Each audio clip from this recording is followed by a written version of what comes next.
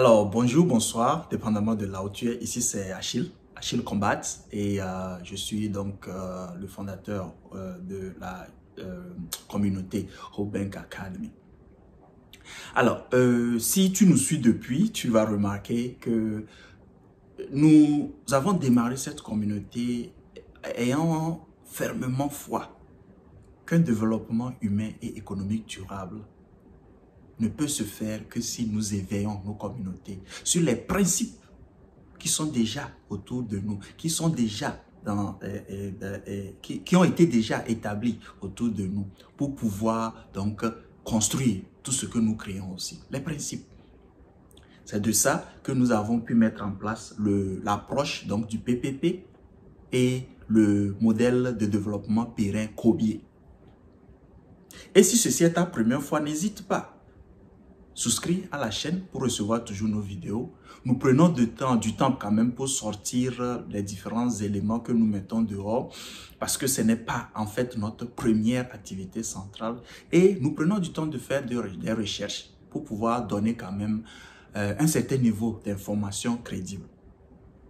Alors, dans ce processus-là, nous avons commencé ensemble ce projet collectif Pi Network. Et depuis là, nous partageons donc les informations en souscrivant, en mettant tes commentaires, en partageant. Tu aides aussi d'autres personnes qui peut-être ne sont pas au courant ou comprennent mieux la chose par notre approche aussi, qui pourront être servies. Nous ne sommes pas là pour desservir ou sauver le monde entier, non. Mais chaque graine qu'on sème, nous savons si c'est une bonne graine, elle va produire. Alors, dans la série donc des vidéos que nous avons promis que nous allons essayer de faire avec les mises à jour qui ont été faites, nous transitons donc vers le mainnet, ou déjà même étant dans le mainnet. Parce que je sais que beaucoup se sont dit, ah, le mainnet, le jour arrive où l'argent va tomber. Non, non. Le mainnet sera une phase. Et si on a remarqué, vous avez remarqué, dans cette troisième vidéo là-dessus, donc le mainnet, les deux autres vont porter plus sur vraiment un peu le KYC sans trop apporter de confusion parce qu'il y a beaucoup de formules là-bas et aussi les restrictions qui s'imposent. Donc, alors, dans cette phase donc du mainnet dans laquelle nous sommes, il y a deux phases, si tu as remarqué, deux phases qui vont être traversées. La première restera donc un travail au sein de la communauté, un cercle fermé au sein de la communauté. Quand je dis cercle fermé, ça dit réservé juste à nous. Les transactions, les transferts, tous les tests donc seront juste entre nous. Ça veut dire que le Pi Network en tant qu'écosystème ne sera pas ouvert à d'autres écosystèmes. Puisque comme tu le sais, il y a beaucoup d'autres écosystèmes qui existent aussi. Alors, donc, il y a cette phase-là et ensuite, il y a une phase où on pourra donc vraiment ouvrir la chose. Et je pense que c'est à cette phase vraiment aussi que les choses seront vraiment décentralisées. Donc, ces deux phases-là sont très importantes et de nos recherches, et personnellement, moi, j'ajouterai une troisième. Parce que qu'on le veuille ou pas, si nous faisons un bon travail autour de ce projet collectif-là, dont nous tous, nous pourrons donc gagner ou apprendre quelque chose. D'accord? Si nous le faisons très bien, on ne peut pas arrêter le monde, on ne peut pas arrêter, comment je vais dire, l'intérêt, ok, des marchés d'échange. On ne peut pas arrêter l'intérêt des gens qui voudraient, en fait, amener la chose dans une autre direction. Donc, il est possible, je ne fais que je ne mets qu'une hypothèse de mes analyses, il est possible que pour ajouter encore une plus grande valeur, puisque si nous montrons une certaine crédibilité dans les tests que nous faisons et l'usage que nous faisons, il est possible que ceci attire aussi le marché des échanges. Mais ça, encore une fois, point personnel. Maintenant, tout le monde se demande, je vois même des messages inbox qui me demandent, mais pourquoi est-ce qu'il faut deux phases pour pouvoir arriver le stade? Une des choses qui nous a connectés à ce projet, c'est quoi? C'est nos propres principes. Ton corps humain, toi qui me suis actuellement, mon corps qui est ici n'a pas été créé en un jour.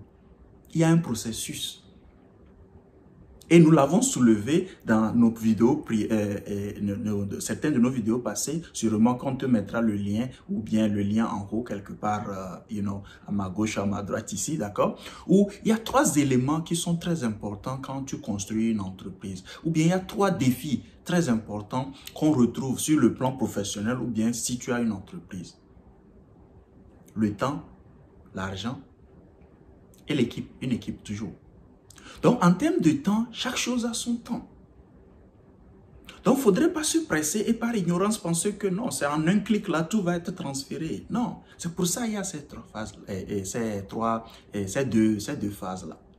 Maintenant, je vais te citer ou je vais te partager ici 5 éléments clés que moi je pense donnent une certaine force, ok, ou bien donnent une forte raison à l'approche là que nous avons. La toute première, c'est qu'avec cette approche-là, on permet à tout le monde de pouvoir passer le KYC.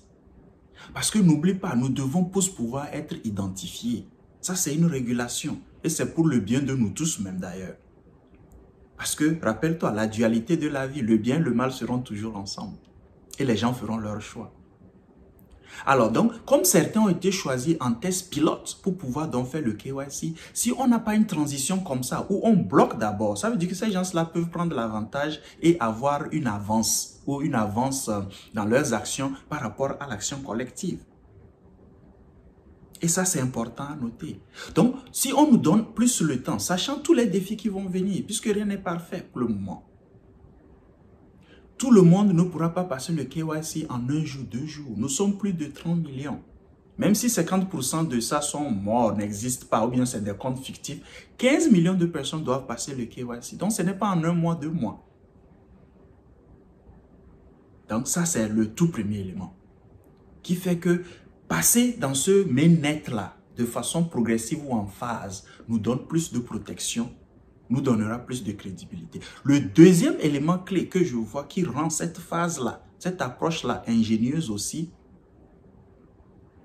c'est surtout permettre à la validation des applications, à la création même de nouvelles applications aussi, pour nous permettre d'échanger. À ce niveau, j'aimerais appeler ou attirer l'attention de beaucoup de nos membres, s'il vous plaît, juste par mesure de précaution.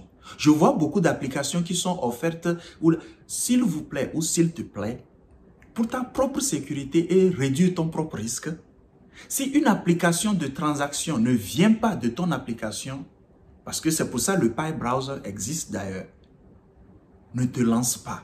Maintenant, si tu es quelqu'un qui aime le risque, tu veux tester les choses, c'est ok, nous sommes différents.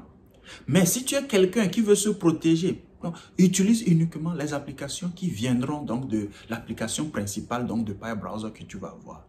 Donc, possibilité donc d'aider les applications être donc renforcées, être bien testées et que même au sein de nous-mêmes seulement. C'est pourquoi c'est une phase fermée entre nous d'abord. Et je sais qu'il y a même un test sur le transfert, peut-être entre nous, là, les transferts donc de Pi, qui est en test aussi, ou qui va nous permettre donc de faire. Toutes ces applications-là doivent donc bien marcher.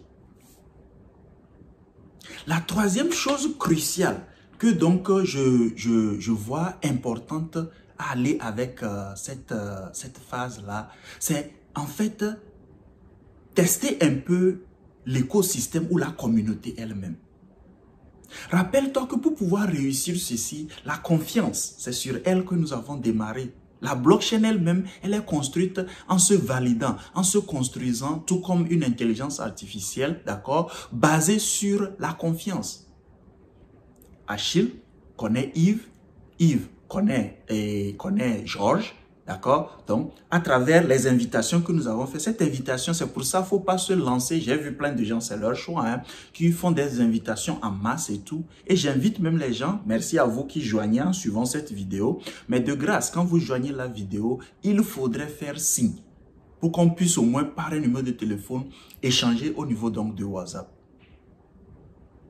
Donc, c'est important donc que cette confiance-là soit renforcée et vérifiée correctement au sein donc de la communauté. Et le quatrième élément aussi qui est important et qui permet cette phase-là d'aller comme elle va, c'est permettre donc aussi, comment je vais le positionner, les transactions que nous faisons, d'accord, s'assurer qu'au sein de nous, comme membres, cette transaction-là ne rencontre pas des bugs. Cette transaction-là ne rencontre pas d'autres challenges qui n'ont pas été pris en compte avant donc d'externaliser donc la chose. Donc le mainnet peut nous prendre encore, comme même c'est déjà estimé, un autre peut-être 6 mois pour pouvoir donc clôturer. Mais durant les 6 mois, il est différent du testnet parce qu'il y aura des éléments de transaction, il y aura des achats de biens et services qui vont déjà en fait commencer, mais totalement fermés à nous. Alors, donc ces réels PI, ces transactions que nous allons faire en temps réel vont permettre maintenant de solidifier, d'ajuster et de sceller les différents trucs au niveau du programme, au niveau de la blockchain. Et progressivement nous aider à rentrer dans cette phase qu'on appelle phase décentralisée. Ça veut dire que tous les éléments ne sont plus juste assis sur un serveur. Nos nodes sont prêts, les pionniers sont prêts, donc l'algorithme est totalement libre et il fonctionne de lui-même maintenant, après dans le test. Le cinquième qui rend encore donc la chose ou bien ce processus, cette approche-là